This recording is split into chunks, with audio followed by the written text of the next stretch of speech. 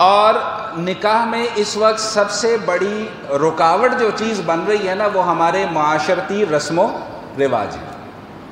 بھائی سنت طریقہ کیا ہے نکاح کرنے کا؟ سنت طریقہ تو نکاح کرنے کا یہ ہے کہ بھائی دو گواہ موجود ہوں، لڑکے سے ایجاب کروا لیا جائے یا لڑکی سے ایجاب کروا لیا جائے اور لڑکے سے قبول کر لیا جائے، نکاح ہو گیا۔ ہمارے ہاں تو مصیبت یہ بن گئی ہے کہ جب تک بارات کے اندر 500 لوگ نہ ہوں، ولیمے کے اندر 2000 لوگ نہ ہوں اور دیگر خرافات ولیمے کے اندر نہ ہوں، تب تک ہمارے ہاں وہ شادی تصور نہیں کی جاتی۔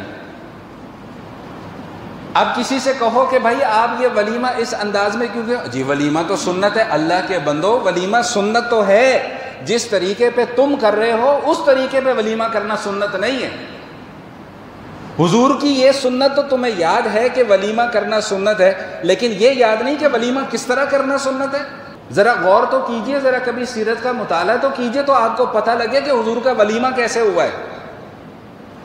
سفر میں ہے، نکاح ہو گیا، بھائی کس کے پاس کوئی کھجور ہے؟ جی کھجور ہے، لے آؤ۔ بھائی کسی کے پاس ستو ہے؟ جی ہیں، لے آؤ۔ بھائی دسترخوان بچھاؤ، کھجور لگ گئی، ستو لگ گئے، ولیمہ ہو گیا۔ اللہ اللہ خیر صلی اللہ۔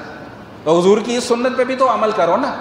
ولیمے کی سنت پر عمل کرنے کا شوق ہے تو یہ کھجور والی سنت پہ عمل کر کے ولیمہ کر کے دکھاؤ نا، پھر میں مانوں، پھر پتہ لگے گا کہ ہاں ہمیں کتنا سنتوں سے محبت ہے، پھر پتہ لگے گا کہ ہاں بھائی ہم کتنے عاشق رسول ہیں۔ ہمارے ہاں تو مصیبت یہ ہے کہ جب تک وہ منحوس ڈی جے جو خود اپنی کمائی بھی حرام کر رہا ہے اور اس مقدس تقریب کو بھی وہ حرام کر رہا ہے، جب تک وہ منحوس انسان نہ آ جائے تب تک ہمارا نکاح ہی نہیں ہوگا۔ پھر ہم کہتے ہیں جی نکاح میں برکت نہیں ہو رہی، جی گھر نہیں بس رہے۔ بھائی کیسے بچیں گے گھر جب تم نے زندگی کا آغاز ہی ایک منحوس کام سے کیا، ایک ناجائز کام سے کیا، ایک حرام کام سے کیا، تو وہ گھر کیسے بسے گا؟